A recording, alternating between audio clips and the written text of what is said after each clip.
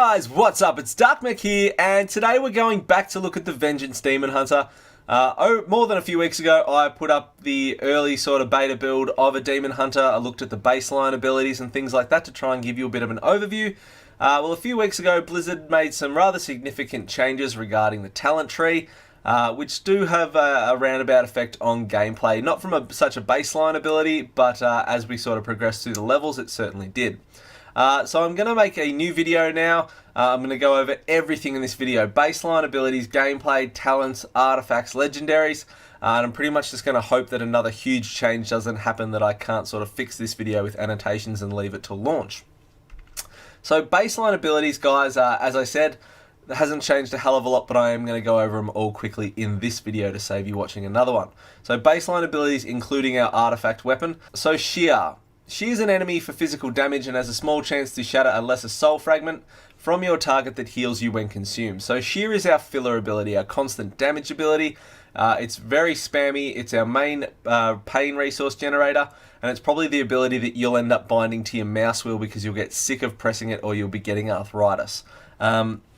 Now, as mentioned, it has the ability to shatter a lesser soul fragment. Soul fragments are our steady source of healing. If you think like monk spheres, the orbs they proc from Gift of the Ox, this is pretty much the same thing for us, rather than they're purple orbs and they spawn around us in about a 20-yard radius.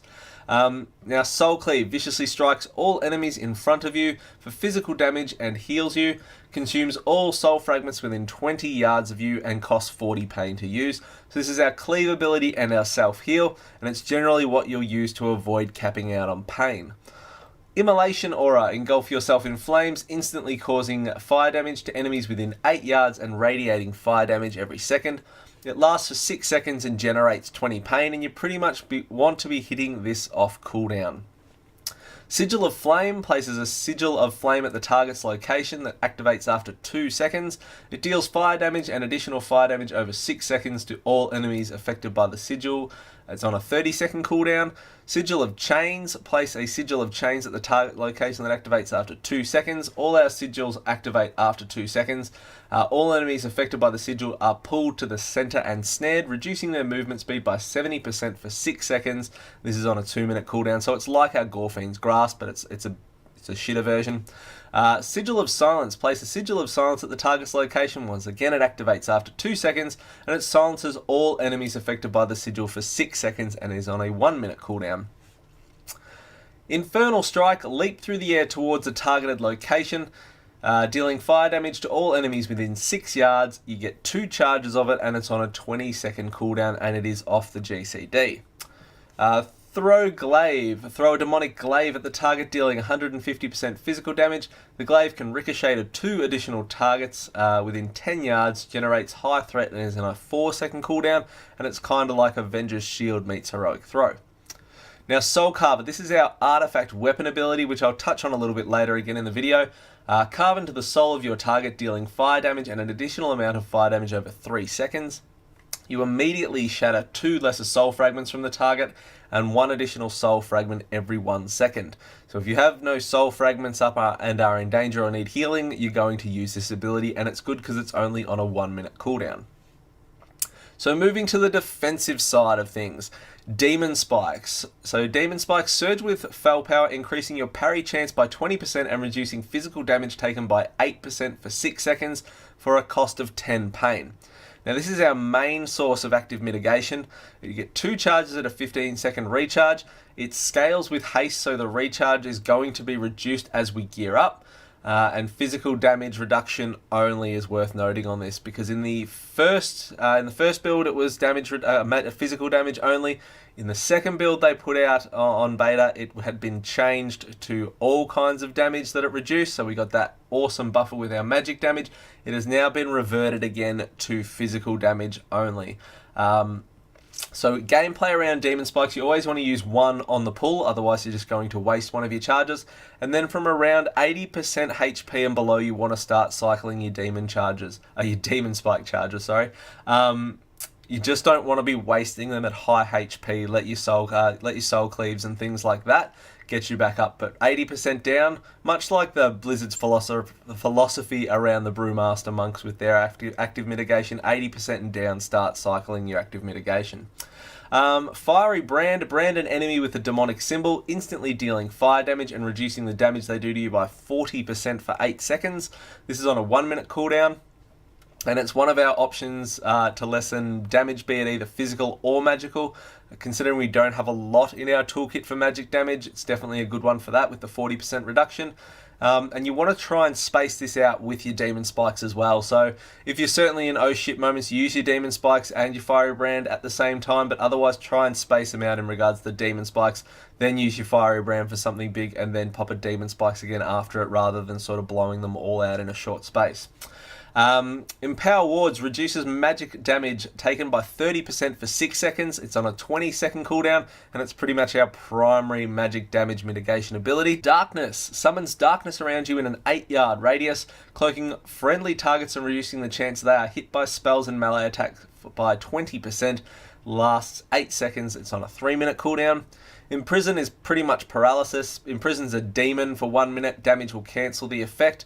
You can only do it to one, but it can only be done on a demon as well. It can't just be done on any class, I don't even know what you call them, fucking humanoid, draconoid, those things. Glide, use your wings. You can activate this ability with the jump key while falling. Now, you would have seen demon hunters gliding around, and the reason I've put it in this sort of section here is pretty much with double jump, you can actually avoid so much area effect on the ground bullshit. You can double jump, glide over things, and it's a great way to get the fuck out of a bad spot in a dungeon or get over something in a dungeon as well. So make the most of that ability. It is actually really awesome for that. Metamorphosis, transform into a huge demon that sounds much cooler than it actually looks. For 20 seconds, increasing the current and maximum health of you by 30%. It's on a 3-minute cooldown. So that's pretty much it, guys. So I just want to touch really quickly on soul fragments. I talked about the soul fragments. As I said, they're the purple orbs like monk spheres. You can have up to 5 soul fragments at a time. It's worth noting they drop in the random spots, so make sure you look where they're going as to where you're moving, so you've got access to those orbs if you need them. As I said, you can only have 5, so try not to waste them as well. And the Soul Cleave will absorb any orbs you've got in that 20-yard radius. And just remember, with the artifact weapon Soul Carver, you will get the 2 lesser fragments straight away with it, and then it'll spawn the additional ones. So make sure you're using it. It's on a 1-minute cooldown. So a quick recap of basics. So generally you want to try and have 10 pain stored away for demon spikes as a safety card. You want to watch your fragments. You've got a max of 5 with the 20-yard radius. Use your soul cleave to avoid pain cap until you get access to other talents, and try and keep 40 pain available for a soul cleave if you need the healing. Use Fiery Brand to help mitigate damage and try and separate it from your demon spikes rather than using them at the same time. And pretty much if you run out of all other options, use Metamorphosis and just go ham. So that's pretty much it, guys, from the baseline. And from my sort of 2 cents, the style, as I said in the other video, it feels really like a strange combination, as if a Blood DK had a baby with a Brewmaster, and their drunk as fuck roommate, who's a prot warrior, sort of entered the room as they were going at it and said, player 3 has entered the game. Just Soul Cleave's like a Death Strike, Fragments are like the healing spheres from Gift of the Ox, Demon Spikes is kind of like a rune tap, Sigil of Chains is like Gorfiend's Grasp, Empower Wards is active AMS, Infernal Strike's like a Heroic Leap, Glaive Toss is Heroic Throw meets Avenger's Shield, and Metamorphosis is like Last Stand. So it's a good mix of tank, but it does sort of really feel like a mix of tank. So getting into talents. So if you are familiar with what the first build of the talent tree looked like, you'll have noticed there's a few things that have changed here. And if you're not familiar with the first beta build that they had for talents, who the fuck cares? So going down the talent tree, level 99, Abyssal Strike, Agonizing Flames, and Razor Spikes. So Abyssal Strike, Infernal Strike's range is increased by 10 yards and its cooldown is reduced by 5 yards. Agonizing Flames, Immolation Aura increases your movement speed by 30% and deals 50% increased damage. Razor Spikes. While Demon Spikes is active, you deal 20% increased physical damage and your melee attacks snare targets by 50% for 6 seconds. So Agonizing Flames or Razor Spikes are probably going to be the best option in this row. As we gain more gear, higher haste, and our tier bonus, Razor Spikes will definitely end up being the pick, I think. Abyssal Strike will certainly work well from a DPS perspective if you decide to go with Flame Crash on level 102. But with the possibility of achieving 100% uptime on Demon Spikes, sort of towards the end of the tier, I definitely think the extra 20% damage is certainly going to be the sort of the pick. Level 100, Feast of Souls, Fallout and Burning Alive. Feast of Souls, Soul Cleave heals you for an additional amount over 6 seconds. Fallout, Immolation, Aura's initial burst has a chance to shatter lesser soul fragments from enemies. Burning Alive, every 2 seconds your fiery brand deals fire damage and spreads from the primary target to a nearby enemy. So this row has some diversity in it. In large consistent AoE situations, Burning Alive will probably have some use. In the lower geared situations where you're learning or you're kind of struggling your way through something while you're trying to pick up the class, Feast of Souls can be sort of just a real sort of get me out of jail card. But all in all, Fallout is definitely going to be the best option due to the fact that it's going to proc more souls, due to the fact that it procs per enemy and not just off a cast. So Fallout's definitely going to be the best option in that row. Level 102, Felblade, Flame Crash and Gluttony. Felblade, charge to your target and deal fire damage. Shear has the chance to reset the cooldown on Felblade and it generates 20 pain. Flame Crash, Infernal Strike creates a sigil of flame where you land, and Gluttony, consuming a soul fragment increases the damage of your soul cleave by 10%, stacking up to 5 times, which I don't think is working correctly at the moment on beta. So there's a few options again here. Gluttony's going to add more damage to your soul cleave when it's working properly. Felblade will tie into more pain generation, and it will also give you a gap closer as such. It's sort of like a weird charge. Felblade will also stack with haste, meaning more Felblades, more pain. Flame Crash, and this is 100% thanks to Munkadin on the DH forums at the moment, who is kind of like Russell Crowe out of Beautiful Mind or just sees the Matrix. He pretty much has provided a shitload of maths around this. So Flame Crash at the moment is the best for single target, simply due to Felblade not proccing enough and being a slightly better shear. It takes 4 procs of Felblade per CD of Infernal Strike to outdo Crash.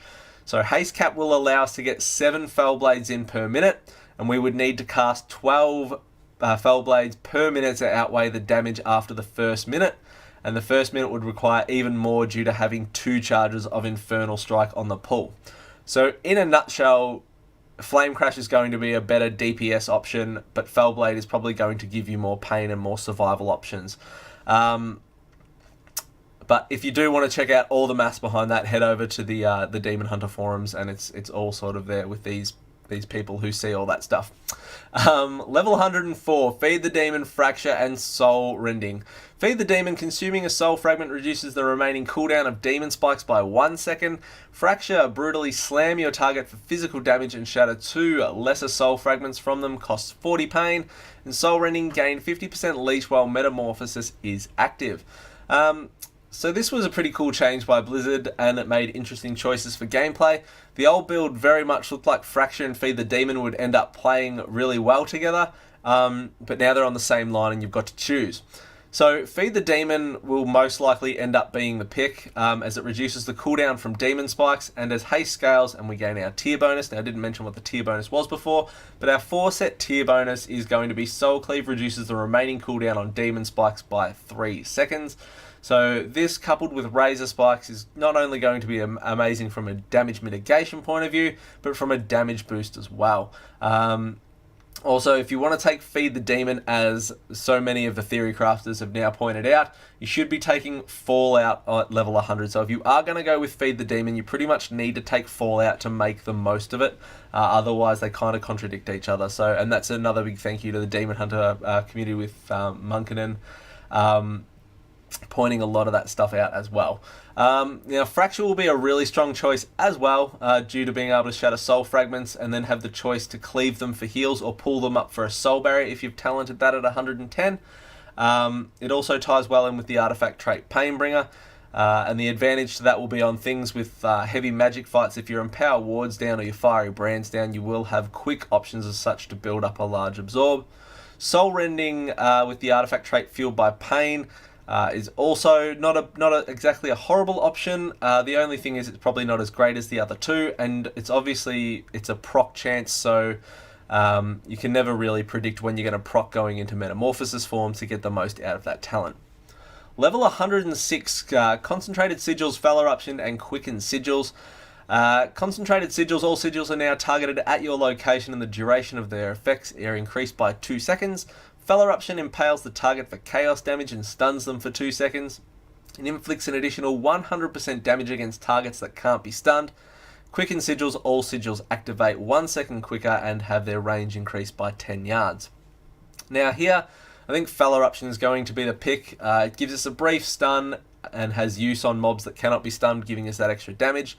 That's my pick anyway. Concentrated Sigils will remove the need for you to actually select the area you're going to drop your sigil on the ground. But sometimes in mythic dungeons and things like that, if there's ranged casting, it's great to be able to just drop a sigil of silence over there to pull them in. So I guess that will depend on your situation, but I'm going to go with Fel Eruption. Level 108, Fel Devastation, Blade Turning, and Spirit Bomb. Fel Devastation, unleash the Fel within you, damaging enemies in front of you for fire damage over 2 seconds, causing damage, also heals you. Blade Turning, parrying an attack increases the pain generation by your next shear by 50%. Spirit Bomb, launch a soul fragment at your target, dealing shadow damage to all enemies and inflicting them with frailty for 15 seconds. You heal for 5% of all the damage you deal to enemies with frailty. So this tier, again, you do have some choice. For me personally, I like the pain generation from Blade Turning. More orbs for barriers or heals for fracture or whatever you're going to use in your talents, but there's just a shit ton of pain with Blade Turning. Fel Devastation is amazing in terms of an AoE damage and a really huge healing burst, and is definitely a better DPS option, I would probably think. Spirit Bomb feels really underwhelming at the moment, and I wouldn't suggest picking up in its current form at all. It may very well get buffed, and if it does, I'll certainly put an annotation on this. But for me, I like Blade Turning, but Fel Devastation is certainly a really good option as well. Level 110, guys, last tier, Last Resort, Nether Bond, and Soul Barrier. So Last Resort, sustaining fatal damage instead transforms you into Metamorphosis form and returns you to 30% health. This can only occur once every 3 minutes, and it's pretty much purgatory for the Death Knights. It's our purgatory on the Demon Hunter. Netherbond, bind yourself to a friendly player for 15 seconds. Every 1 second, the health of you and your target is redistributed, such that you are at the same percentage of maximum health. Soul Barrier, shield yourself for 8 seconds, absorbing damage. Consuming a soul fragment adds an absorb amount dependent on your attack power to the shield. Soul Barrier's absorption cannot be reduced below a certain number, which I haven't bothered putting in any of the numbers here because it can all change. Consume soul fragments within 20 yards. So again, this is actually a really good last tier. Last Resort, as I said, is the purgatory talent. You're going to take it if you're learning, if you're going to get crushed in any dungeons, and it's pretty much your get out of jail free card if you make a mistake. Soul Barrier offers another option to deal with magic damage, again with the barrier. If you're traveling okay, you're able to pull orbs for a bigger shield. You also get the heal from that as well. You don't just waste those soul fragments into a shield. You get the heal from it as well. It ties into the artifact trait Painbringer really well, which I'll talk about soon.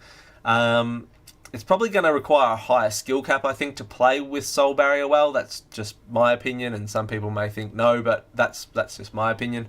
And Netherbond will probably have a place somewhere maybe in raiding or something like that, but at the moment, for definitely what I'll be doing in regards to Mythic Pluses and things like that, Soul Barrier and Last Resort are definitely going to be the two picks.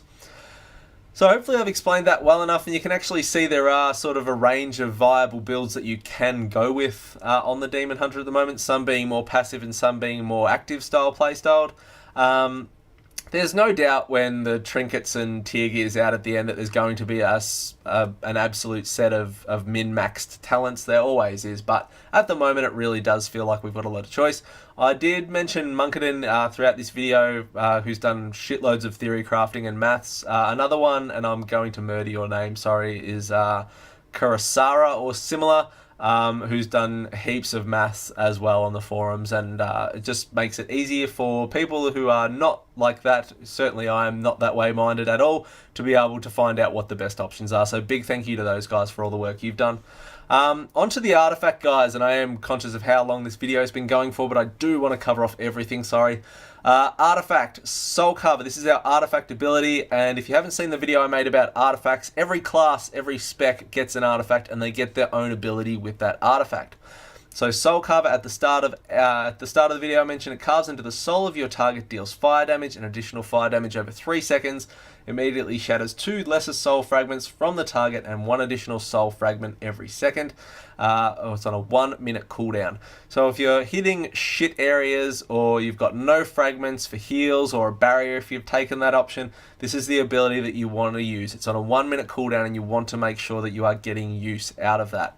Now the 3 major golden traits or 3 major traits in our artifact, depending on what you want to call them, are Fueled by Pain, which you have a chance to activate Metamorphosis for 5 seconds each time you consume a soul fragment.